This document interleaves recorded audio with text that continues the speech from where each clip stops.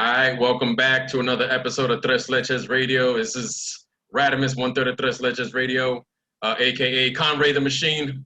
Who's next? Yo, it's B Stacks in the building, BC, you know what I mean? But Brandon the Butcher tonight, baby. There you go. For you. There you go.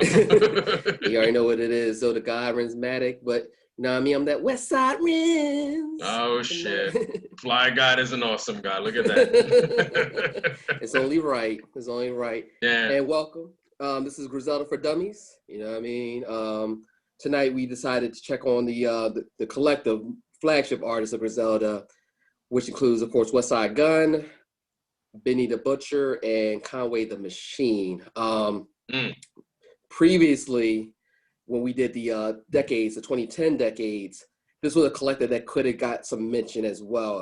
If we look at their overall grind and perseverance in the mid 2000s, especially from starting, almost like a little shop in, Buffalo in 2012 to selling, independent records to a London label, physical copy selling out within minutes, and then branching off to, well, at least with Conway and Westside with their deals with Shady Records. So just seeing how they started in that amount of time and, the overall influence that they've done. So we're just going to look into what they've been doing, their movements. They dropped, heavy amount of material this year that we're going to definitely review with here. But fellas, any words before we indulge in this? Nah, I was just I was going to say, just to add to what you said, I know we could have mentioned them in that decade, and I know the super fans won't agree with me, but I actually feel, and I know we'll elaborate more as the episode plays out, I actually think that they're still trending upward and that their best stuff is still on the way. And this is taking nothing away from their stuff before, but I don't know if you guys agree with me, but I actually think their stuff is getting stronger as we've gotten closer to 2020. Ain't that right? I see Brandon. No comment. Before I even start, man, I just want to give a shout out to the families of the scorn, man. They Walter Wallace and countless other lives lost, through this whole social, civil war, you might as well say. But peace. Yeah, this episode was tough to do, y'all. This was I had to get real personal, man. And check through a lot of feelings, man. But we gonna get there. You have to reach into that, like, how much do I love hip hop? All the super fans are mad right now just hearing that. What? We're just gonna get a bunch of like the green gun emojis in our DMs, like. Oh man. All right. So where are you trying to kick us off at West Side? Right, yeah. So we'll jump right into their albums. Now, one thing to keep in mind with Griselda, I think what a lot of people realize as far as how strong that movie became, it reminded them a lot of people, such as ourselves especially, of a lot of the grittiness of NY rap, especially in the 90s. When you think like Mobb Deep, when you think about Wu, even some of like the Locks, a lot of people gravitate towards that sound because especially when we got into over the trap and over auto-tune, it was almost like this was the antithesis of that sound. And you had the likes of Raekwon, Fat Joe, a lot of that that's praising these dudes because they're like, man, you're bringing it back, and it kind of led up to Shady signing them. But let's go over some of the albums here. So outside of Benny, who only technically dropped one album with Burden of Proof. He did have the Black Sopranos, but that's more of his collective. We had 3 albums from West Side Gun. So we had Pray for Paris, A Fly Guy's Awesome God 2, and Who Made the Sunshine. With Conway, we had as well as Lulu, King to a God, and No One Mourns for the Wicked. Yeah. That's the drum with Big Ghost. Big Ghost, yeah. So he had Big Ghost. Lulu was all produced by Alchemist on there. So let's start with West Side Gun. He kind of started the early releases here. So the first one we had here was Pray for Paris, which offhand I think that should have been his Shady album right there. That's probably the only album I'm probably ever gonna like for West Side. He's a lot to take in. He's definitely an extreme acquired taste, but you can tell he's definitely down. He is very much for the culture, though. I will say that about him. I can't really do the overdone ad libs from him, and I felt what was good about this album. Whoever the main producer he was dealing with, I know that was someone outside of his camp. They must have been in his ear because the ad libs were, to a minimum where they're bearable. Scaled back a lot. And what I saw more or less, he was comfortable working with other guys outside of that Griselda mold. We had like Tyler the Creator on there, Joey Badass, Wale, and this overall mood was more smooth. You still had the Griselda sound, but you also had a sound that was more modified to me, that wasn't redundant. That's why I thought he was going to gear towards something more like that. But as we saw, he kind of went right back into that pocket, so to speak. Yeah, that Pray for Paris is like you said, like the beats, it's still a dark mood, but it's less eerie, less what I like to call like Twilight Zone sounding, you know what I'm saying? And it's like, it's gritty, but there's a little bit of polish on the grit of this album. You know what I'm saying? Like, he definitely continued, like, his voice is it's not like it is. He has that high pitch, kind of like how Ghostface has the naturally high pitched voice, which I think actually adds to the records. And like you said, he scaled back on the ad libs. I don't care what anybody says here. I don't care if you're the biggest diehard Griselda fan. He overdoes them on a lot of his projects. So you might be hearing a dope verse from him, a dope song, and then he's just over the song. Like it's like sometimes when we talk to Brandon and he's outside and a truck is driving by him. So he's saying something and you just it comes off as interference. Mm-hmm. And I understand that it's like it's part of his persona, right? That like the people like love that, but he, I feel, abuses them just in his career. But what helps is, like you said, on this album, he scaled back on that. I think the production was some of the sharpest he ever chose. You know what I'm saying? You get the same stories, you get the same like drug anti-law abiding raps, the success, the consequences, you get all of that on there.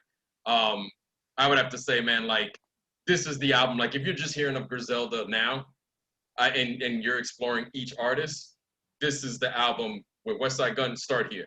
If you want to, like, this album doesn't cause ear fatigue like some of his other stuff. Yeah, Pray for Paris is definitely the most, like, complete, like, doesn't sound like a mixtape or just, like, songs kind of, like, muddled together. I think that, like, out of all of them, his voice really just, I can't get into it, man.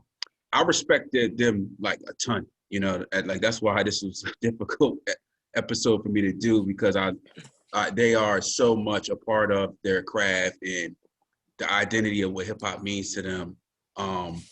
But it just sounds like noise, you know what I mean? And like, there's been people like when they were first like kicking off and first started bubbling, like people would drop their stuff in my DMs and stuff. They're like, yo, you would like this. Like I know what you like. You would get into these dudes, and like the spirit of them, I respect, but the actual music, I just can't connect to. And I'm not gonna go too far ahead, but particularly on Westside, Pray for Paris is the most complete one.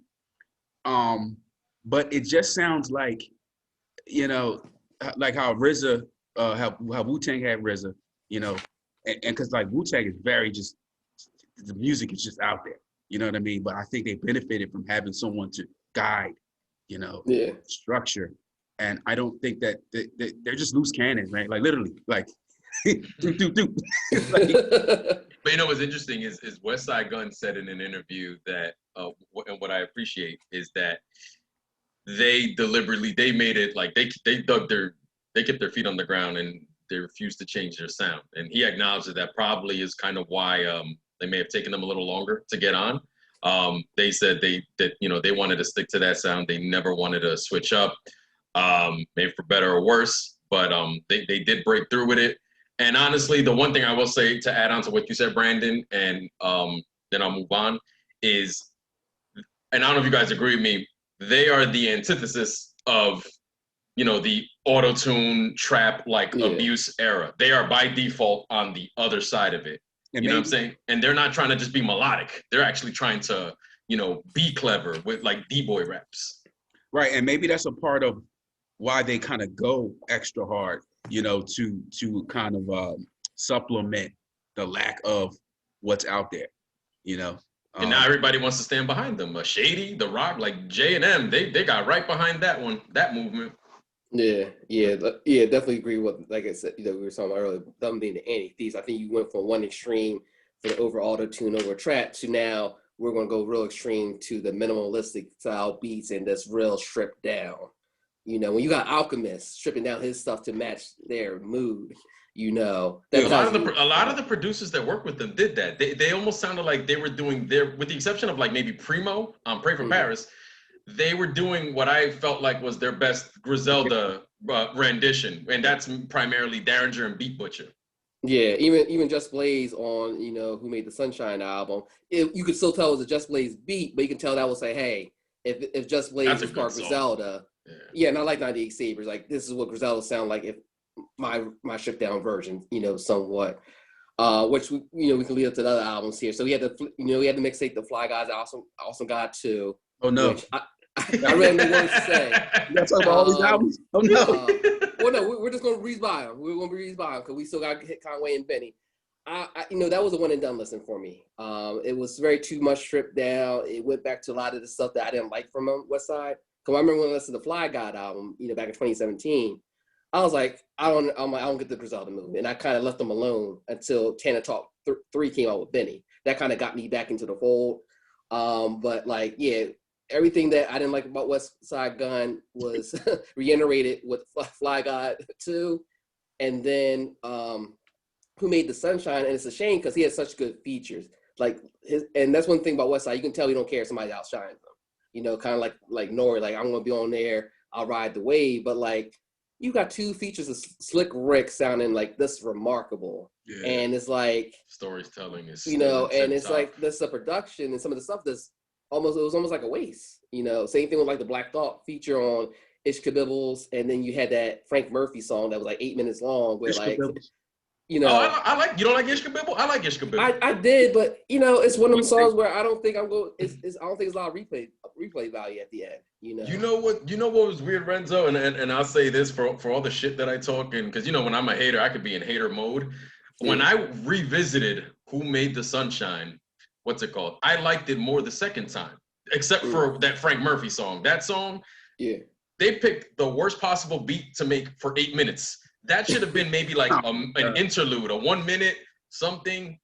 That is just not a good song. Like their verses can't save it, and it's hard to get through their it sounds like an audio torture. Like if you're in a room and you had to be tortured with audio, that's what that sounds like it could be used for. I think that is hands down like the worst song I've ever heard off of that. But yeah, surprisingly, Brandon, and I know I was saying to you guys, but when I revisited this, I actually think his Shady debut is solid. I'm gonna say Pray for Paris is definitely the best West Side Gun project. I think we all agree there.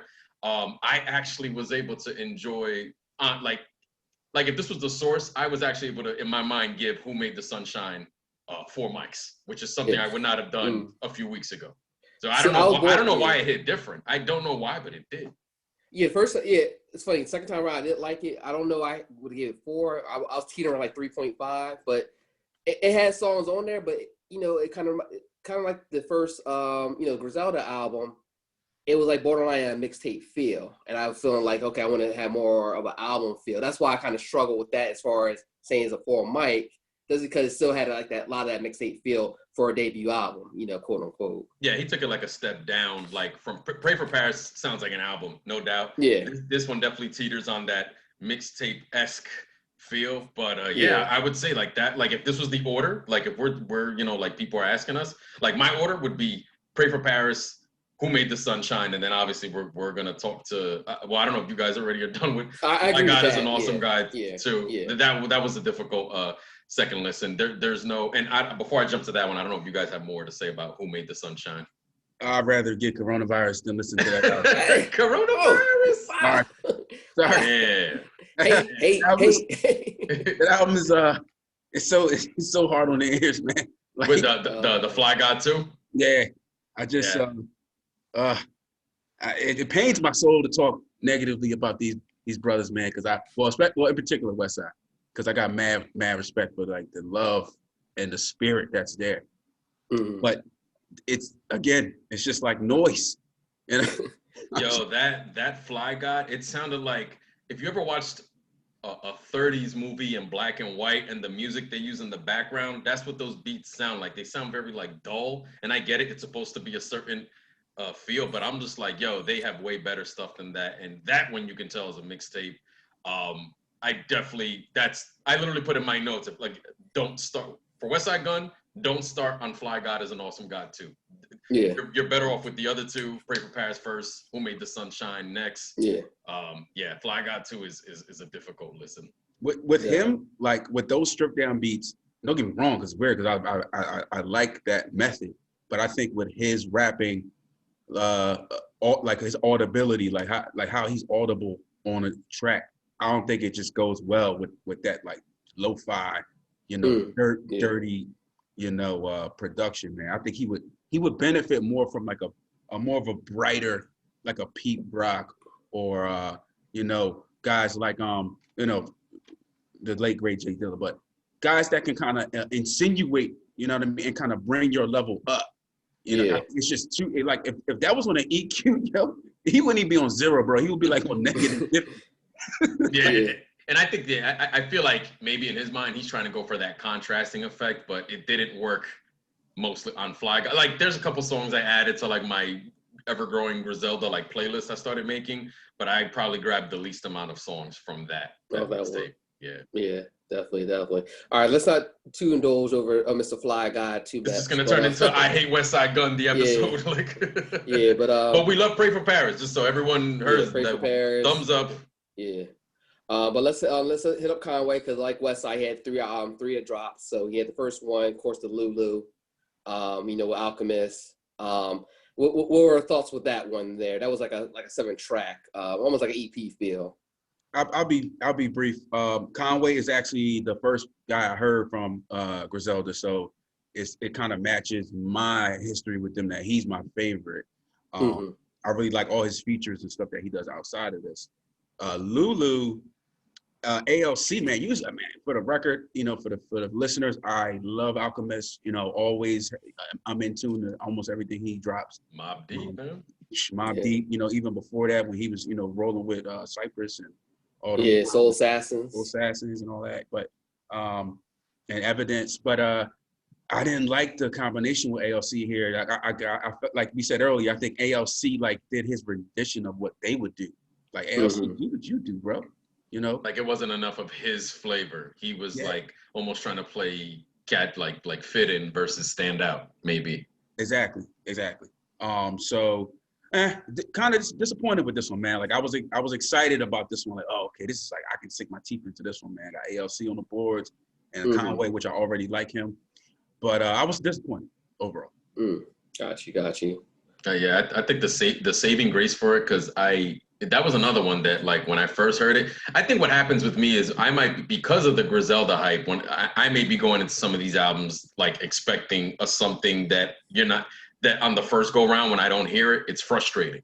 So then when I revisit it now, my expectations have been kind of like level set to the right where it should be. So like when I heard this one on the second go round, I thought it was solid, but I do agree. Again, Alchemist was doing his best Beat Butcher Derringer like impersonation. But I think the saving grace is that they made it a short project. They made it an EP. I was able to like it. It's not my favorite Conway project, but I think it's like 7 tracks, and I think that was a smart choice. Just leave it there, leave it short, and that was the best part about it. It was over quick. Yeah, it's short. You know what I mean. I liked it enough that I don't dislike it, but I agree when you see featuring Alchemist.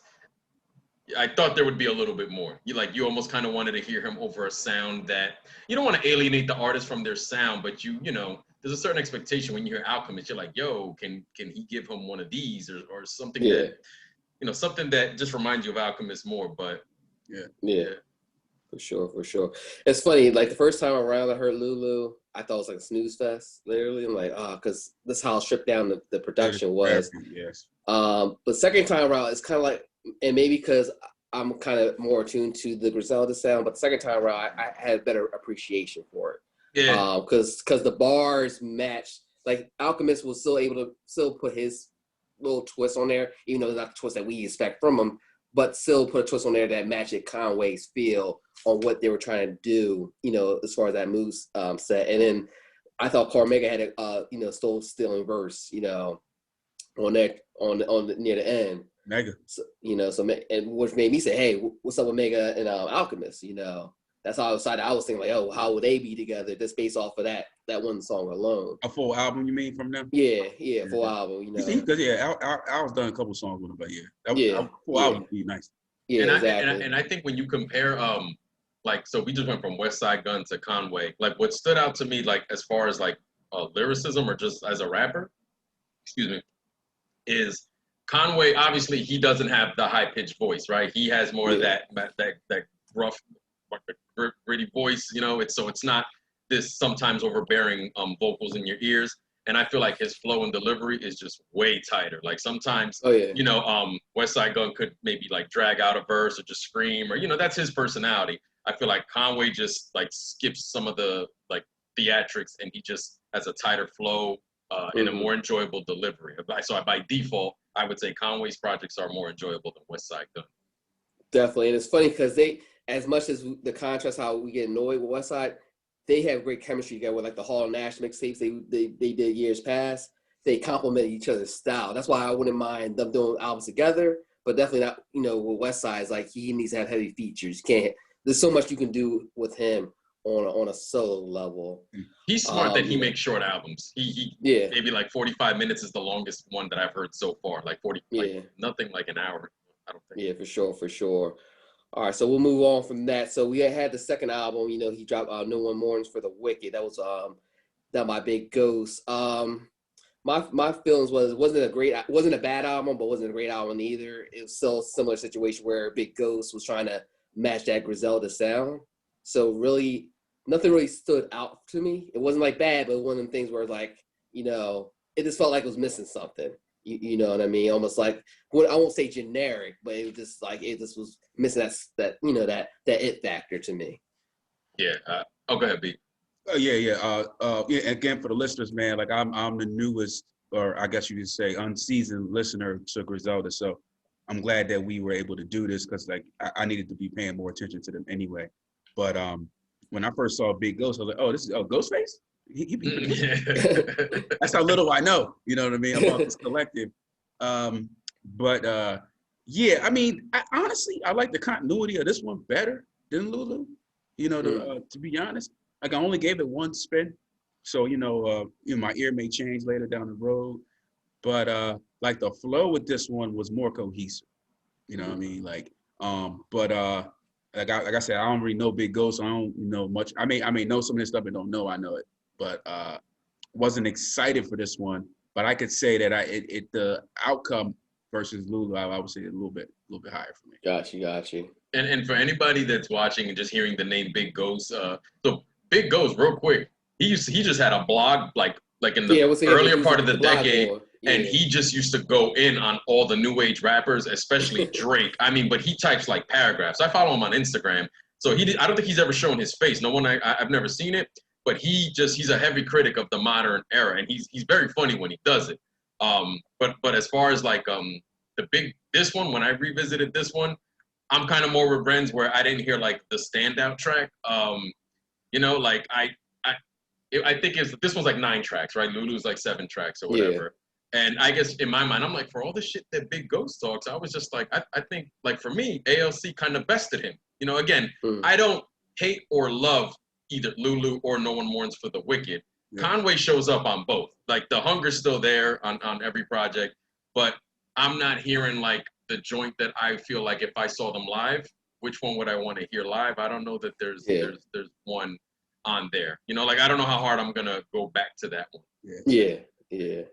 No, for sure. So we got 2 albums in, and then the last one that came out recent was From a King to a God. Album here. That's and that to me, I enjoyed that album a lot personally. I think what we were talking about in the beginning, as far as that Griselda sound, Conway went out of his comfort zone. He had Hit Boy on a couple tracks, Fair God, for example, where they went opposite of what he was normally accustomed to. So that was refreshing. Even with the Griselda sound with Lemons, Method Man. Whew. We were talking about still showing verses. Method Man sounded like he woke up from '94. His verse, alone. But I thought it was a good balance on that album with their typical sound and him branching out. Because even some of his mixtapes the years prior, you could tell he was trying to do sounds that were more, I guess, up to date on there. So I definitely did appreciate this album a lot as far as the vibe and the mood that he was, going with. Yeah, he also got Rock Wilder. Oh yeah. Yeah, so on that Forever Dropping Tears, like that, Yeah. I love that song. That's Rock Wilder and Eric Sermon. And B, I know you've done more homework on Eric Sermon than I have, but that's a standout track on that album. Mm-hmm. I didn't know if that was like your favorite, but I know that was that was Rock Wilder, Eric Sermon. But what's funny is you mentioned Lemons, and that was one of my least favorite tracks because of how typical Griselda it sounded. Because like you said on this album, I like that he branched out to other producers, and it wasn't a strike against him. He found what we felt like Alchemist, should have been able to do by like kind of bringing their flavor instead of trying to imitate, the Griselda sound. That's what that's what like Hit Boy did, and that's what like Rock Wild and Eric Sermon did. And off the top of my head, I can't remember the other producers who were outside, but I think like Murder Beats was on there as well. Yeah. But this is easily like if you're telling somebody, yo, like if you just heard of Conway, like, oh, he just dropped 3 projects. Oh, well, which one should I start with? Go right to From a King to a God, like easily. And it was his debut on his solo imprint, right? Is it like drum work, Griselda? Yeah. So this is technically his first studio album. So he still has a shady deal, but this is quote unquote first studio album outside the mixtapes. Yeah. This is my favorite project from the whole collective, yo. Like from every single LP that they put out so far. I really like Conway's. Like I said, his features really drew me in. Like like his stuff with Raekwon, Terminology, Static. Static. I'm just like, Conway. I remember hearing Conway like early, like with Static. You know what I'm saying? Yeah. I'm gonna say maybe like Extended Play or one of them joints. Mm-hmm. But I'll be brief. This is the one for me so far. He has that like. Man, that man, he got just the gritty hungerness, man. Like you could just feel it, in his voice, man. That street essence, and to still have the hunger after the amount of projects that, like, whether it's a mixtape or an album, it's like it's still work being put in. Still work, yeah. And it's just like, and that's what I'm saying. I'm like I like this better than like Black Tape. I think like Rejects too, which was like I think this is going back into like his some of the stuff that kind of got them their name flowing in the independent circuit. But yeah, I agree. This is probably my favorite Conway project so far, which is why, and I'll always reinforce, I feel like these guys, like as a collective, they're still trending upward. You know what I mean? Yeah. I feel like some of their best stuff is still ahead of them. But King to a God. And Renzo, what's funny? You posted that song Spurs 3. That's one of the songs I don't like either because of the Griselda. It's like they went too Griselda for me personally on that. Yeah. I feel you. So we knocked out Conway. Then last but not least, we got Benny the Butcher. As mentioned, he did do like a little. Oh yes, always coming. But he did a side project with his group Black Sopranos. But he had one official project that actually came out, which was fully produced by Hit Boy, which was Burden and Proof. So let's indulge in that. What's our thoughts with that album there? Yeah, I would say that one is showing. So we compared West Side Gun to Conway, and like I said, Conway, tighter flow, tighter delivery, less, he's not gonna give you ear fatigue ever. You know what I'm saying? Now when you get to Benny, I feel like Benny, his flavor to this trio is the grittiness that he brings is more subtle, which I think is going to turn into, like right now, I feel like people know individually, like the commercial realm is starting to learn their names more, and I feel like Benny has a little bit more of that appeal because of his subtle thing where he can say a lot of things. He can say some of the most grimy shit, but he has a subtle way of doing it. So I feel like it becomes a little bit easier on the ears for just anyone listening to this. And he got that pizzazz. I think he has the star quality, But like I said, what's interesting is it's still gritty, but it's subtle. So I think it makes it a little bit easier to digest. Hit Boy did his thing on this one. this also showed the fact that he did a whole project with Hit Boy. It showed that Benny can definitely transition. Hit Boy didn't try to do the Griselda sound at all. Hit Boy did Hit Boy. Right. The same way Hit Boy did Hit Boy with Nas, Hit Boy did Hit Boy on this project, and it worked. It worked, and Benny adjusted nicely. It was a solid project. Yeah, this is my second favorite out of the whole collective. Pretty much for those reasons that you just stated, Ray. Mm-hmm. He's I think he's their most valuable asset because he has that autonomy to kind of give you a double whammy, you could say, mm-hmm.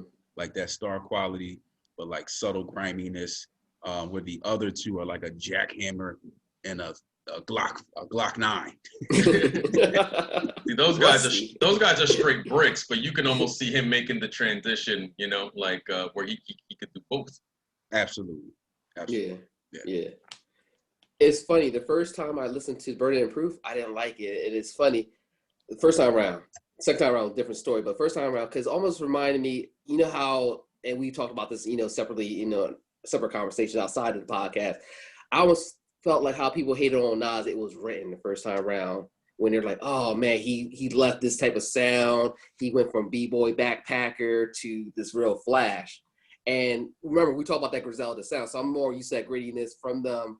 And I'm hearing this, I'm like, man, it sounds too clean, sounds too nice. Like, why is he rapping on these nice beats? See, give me that strip that, But second time around, I'm like, yeah, like he made those proper adjustments, to Hit Boy. I think the closest quote unquote Griselda song was the War Paint. Even then but it still didn't fit that mold. But I was like, probably the closest that Hit Boy could give him, at that point. But I mean, given the features were good, I think some of them were kind of forced, but were there for a reason. Obviously, like you had Lil Wayne sound hungry. I ain't gonna lie. I'm not even the biggest Lil Wayne fan, but Wayne went in on Timeless. I can't lie. Big Sean was still kind of whatever to me, but Wayne went in. I ain't gonna lie about that. On paper, but, those features look forced. Yeah. When you on drugs, bro, you're gonna be hungry as a side effect. You on that Walter White. But like the Rick Ross joint, I felt like it was dialing. I ain't gonna lie, I felt like it was dialing for Ross. So I'm just gonna do these guys a favor, type deal. Freddie Gibbs, I mean, he's always been solid with Griselda, so I just wish he had a longer verse. That's my only complaint, with the Gibbs feature. But overall, I think that was the most polished album. And I think I gave that a slight edge over From a King to a God. I was struggling between the two because I felt like Conway made the best adjustment as far as balancing it, versus Benny was saying, I don't need to balance it. I can make people come to me on any type of sound.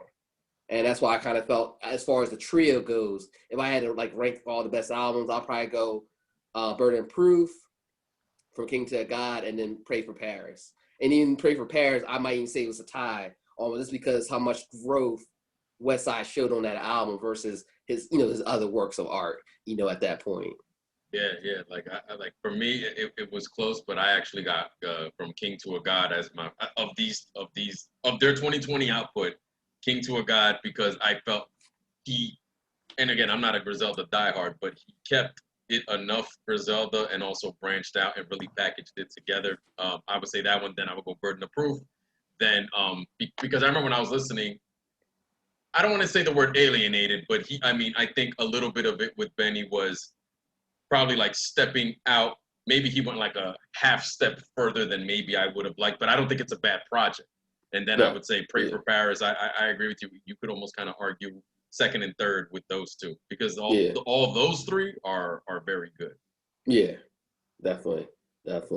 And then, we've been talking about their sound the whole time, throughout. So that's the big thing with them. Yeah. So their greatest asset, but also could be their greatest curse. Do we think that, given what we know about them now, and especially with the album they dropped this year, is this sustainable? When we look at like TDE, when we look at, Dreamville, Pro Air and stuff, and how they have, involved and, be able to do more manipulation as far as working with different producers and production. Do we think there's a sustainable hit, or are they going to burn out, going over and above? I think that it due to the era that they're placed in, they have a wide open lane to continue to do this at an efficient rate. I think for somebody like myself who I've listened to like MOP and Mobb Deep and Wu-Tang and the Beatnuts and groups that have influenced them, countless hours, in my life. I think that I probably am kind of my threshold for this type of music has dwindled down, for me personally, with the lack of just diverse content in your music. So that's just my personal thing. And with the production, with it being so similar and so signature, to me, it's like a combination that like I just can't listen to for a long time. You know what I mean? Like I literally, like when we're going through these albums, I literally had to take a break and just kind of like listen to something totally opposite, just so I can kind of like free my ear up a little bit. And but I do think that for the era that they're in, they can hold it down. You know what I mean? And have a long runway. Yeah, I think they have to. Any crew like you draw some of the crews, the TDEs or whatever. If you look at every crew in any era, right? Not just ours, any era, they're like peaks. They were able to evolve, and sound was one of them. Like they didn't just, whether it was Death Row, whether it was The Rock, like you said, whether even TDE, they were able to evolve. And I think, I'm not saying that Griselda won't have success. I feel like, again, they're still on the rise right now. And they even seem to be branching out and trying different sounds. So they seem to kind of know that, in order to kind of keep staying in that conversation, you got to evolve. So they're showing signs of already doing that. I know that the core fans will always love that traditional Griselda sound. And that's what got the conversation going with them. It's weird. I mean, like I said, I know I don't always love it. But I feel like if they can keep this upward trend, then yeah, they can have success for a while. I mean, even like because I told you guys before, I believe they've dominated the independent circuit long ago. No one in the independent circle is doing it bigger than them, and now they're vying for that. They're trying to bring the mainstream to them, not like it's not necessarily them entering the mainstream. They're trying to do it their way, but they got to evolve. And I think it would be more sound. Maybe a little bit more. They have introspective records on there too. Like they talk about losses. They talk about pain. You know what I'm saying? So they have the right stuff. But yeah, for me, it sits really with the sound, finding that evolution without alienation. Yeah, have you guys seen them live? Any of them live? Yeah, I actually seen Benny, because remember we were supposed to originally see them with Armand when they were all as a collective when they were. But we missed that. But I was able to see Benny, and Conway was actually there, and he wasn't announced on the bill, but he came out and rocked out for a while too. They got excellent. I will say they got excellent stage presence. Like they were rocking the show. Like you felt the energy, you felt the vibe. Like that night was me. Armand was there. Val was there too, and John was there too. So they definitely. But they definitely had the crowd going, so you definitely felt that energy and that grit. It was definitely a standout show, especially with Benny. Benny had very good stage presence. Well, I asked that because I'm interested to see what their demographic is. Like, all right, like that wasn't a flat out Griselda show, but like, when I go to a show and I see who the fans are, right? Like white, black, Latino. The type of aesthetic, you know what I'm saying? Like that tells me a lot more about like where your trajectory is going. You know what I mean? Because like a lot of, you said like a group like a Far Side has a real alternative fan base vibe. You know what I mean? Which allowed Far Side to just, freaking be so diverse. You know what I mean? As an example. No, that night we were there. It was still mostly a black and brown affair, but there were still a lot of white kids there who could tell that were bigger, Benny fans than me, who knew that's a word for word. And it's funny because a lot of them, white backpack rap fans, they gravitate towards it because of the sound too, because they're like it's not commercial. They're not making a commercial sound. So like you had those type there. So I mean, it was they definitely had a little bit of a mixed crowd there. But same thing that you're saying, where are you going with it? For me, I don't even think they need to modify much. I think they need to just tweak certain areas. And I think if they use From a King to a God as a blueprint, I think that could be their standard, where they can still have their signature sound, but still have their little outside pockets. Because I think of the albums, I think he had the best balance. Yeah. And that's why I kind of go back and forth between that and Burn and Proof. I think Burn and Proof does sound a little more polished. But I think as far as we're talking about like lyrics, perspectives, tracks, and everything else, I'll get the edge of Conway in that, easily at that point. So I think because here's the thing, they don't need to have the major label support. They can be almost like a strange music, like with Tech Nine. Yeah. Like they don't ever chart, but Tech Nine is making millions of dollars a year because they have a cold following. So that's all they really need, and they already have the following. It's just that, can you tweak it enough where you can be a more sustainable hit where you don't have to worry about a Def Jam or a Shady Records? Westside was already mad because Eminem shout out Alchemist and not even his album, and he's an artist on his label, So that's where I want to see if they can make it a sustainable hit where they don't have to worry about any type of major cosign or major backing, like as they already been doing for almost the past 10 years almost. Well, comparing. Well, they got some majors now. They got I compare them to like a Flatbush Zombies, which different content, but their fan base. I don't know if you guys know, what you guys know about them, but their fan base. I bang with Flatbush. Yeah, they're part of the Beast Coast Collective, right? Part of the Beast Coast Collective, Pro Air and all of them. Yeah, the base they built, Flatbush can do whatever they want. You know what I mean? Like they got riders as fans, and so I see Griselda kind of in the same element as far as like people that are committed, to them. You know what I mean? So the outlook overall, I think, looks good for them. Yeah, and then you think about it, they got Boldy James, who's formerly on Master Pill, Nas label, solid artist. He has done a lot of work with Alchemist. My First Chemistry set, the latest album, The Price of Tea in China, which I thought was a very solid album. They got the Armani Caesar. So they got that female late, Shout out to Armani Caesar for liking our tweet on Twitter. Oh yeah.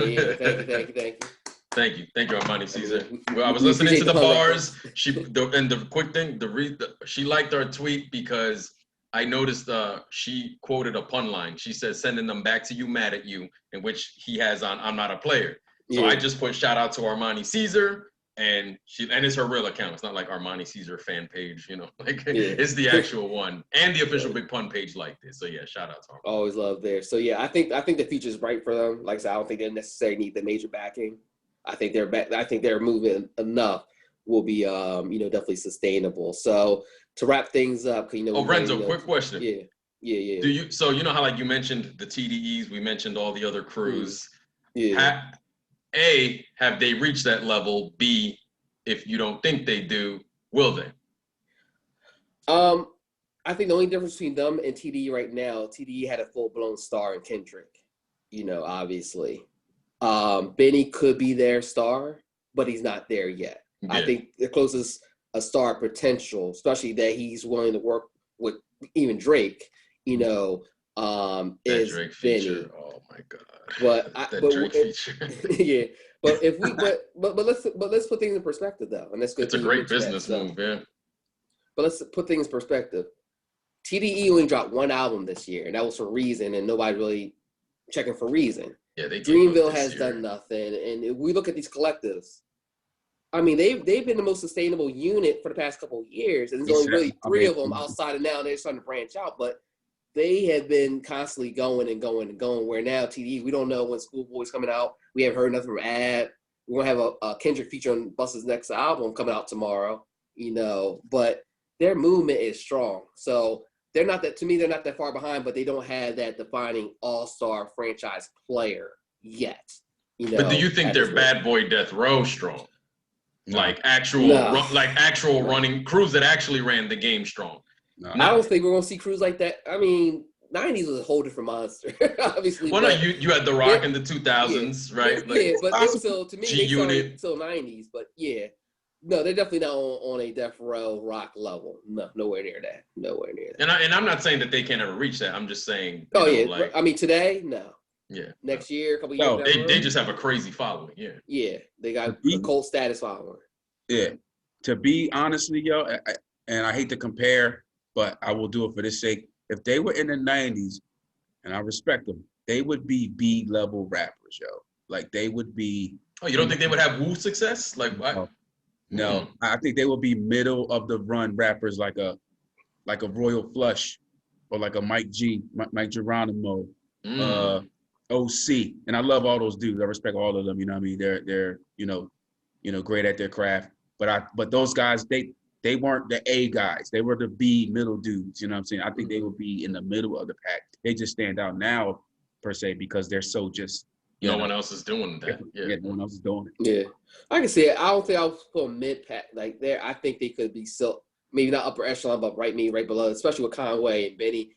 West Side is West Side, so Yeah, I think sonically, like if you're doing the whole '90s comparison, and the '90s is a fair comparison because even Benny said he was like, you haven't seen a movement like ours since the '90s, right? So even he compares them to the '90s, yeah. And I think I agree with you, and I would say and this is me going back to the beats wise. I think their sound works for them, but if this was the '90s, I think like a comparable crew like Wu or even like Boot Camp Click had stronger production. Oh yeah. I will say that. I would say was like when he said the '90s. I think was similar is that I almost look at like DMX. Everybody had the flashy suits, and here's DMX. Chain overall. Like, oh, I'm a dog. Where my dog's at? They bought a major street gritty element that was been missing for so long. I would agree with that notion as far as that feel. When everybody was trying to be all nice, and now everybody's trying to do auto-tune. Like, we're not doing auto-tune. We're not wearing these skinny jeans. We're not doing. We're just going to give you what we like, and we're going to force it down your throats. Unapologetic. So that's what I would agree with that notion in that respect. But to wrap things up, because we are kind of short on time, we got the start, bench, cut. So what we doing, fellas, as far as who we starting, who we benching, and who we cutting? I'll go unconventional. I'll for start, I'll go Conway. But yeah. I think we're all just doing starts right now, or oh no, you do your bench too. Oh, okay. So I would start Conway, bench Benny, and cut West Side Gun. All right. What are you, Stacks? Yeah, I'm similar. And this is just my opinion. I don't know what the popular. I'm guessing West Side is the most popular. I think he's most noticeable. I don't know if.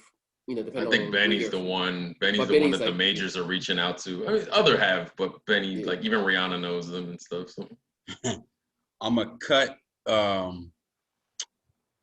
I'm gonna cut.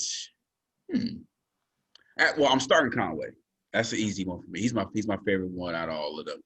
I think he got because who knows what happens with them? You know what I mean? Like I'm just judging from today on past till today. So I'm going Conway. I'm definitely cutting West Side Gun. Sorry. His music is like I don't want to say trash, but it's very unlistenable. So you benching Benny. And I bench Benny. Yeah, Benny can come in, heat it up real quick, and sit on the bench. Sit your ass down, Benny. Got it. All right, I'm gonna start Benny. I'm going to bench Conway, but here's my thing about Conway. And I know you're not the biggest basketball guy, right? But Bean to me is like a Jamal Crawford. You can do football. You can use football. Well, hey, I'm using basketball analogies. If you want to use football, he said, "I want to talk basketball."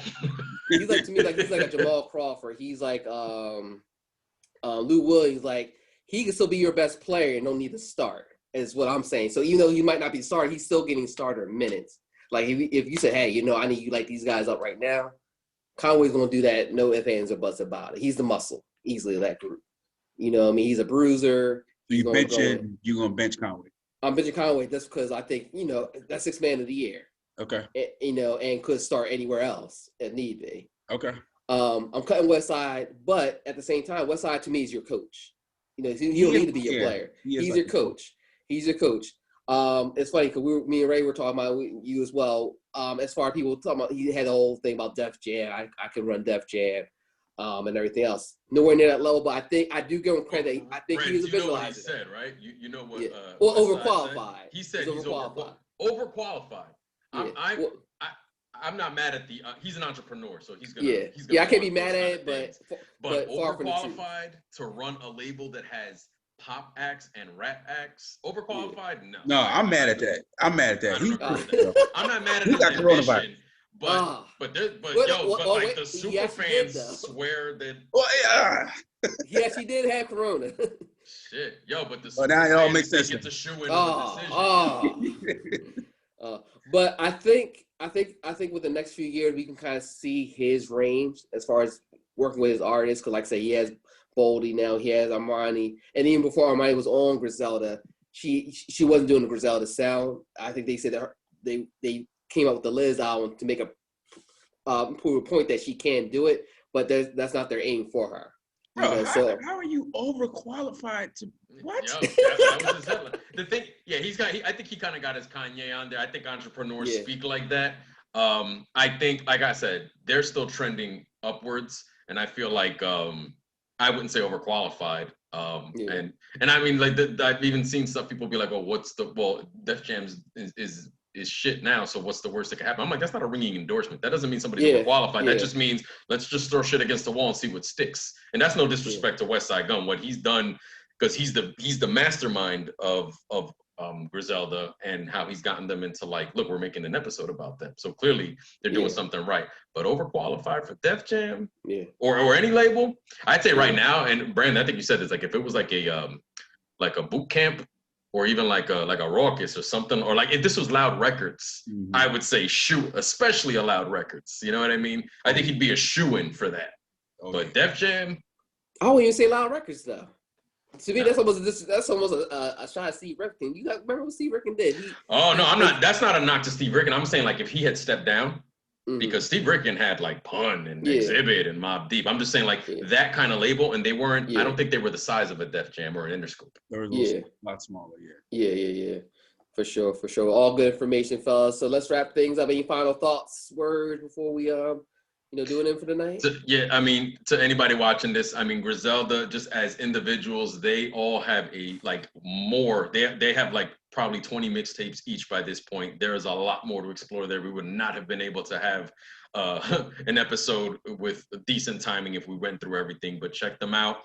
I feel that they are evolving and that they are in an upward trend, and I look forward to seeing what they can do with it. I appreciate this episode because I learned a lot too, man.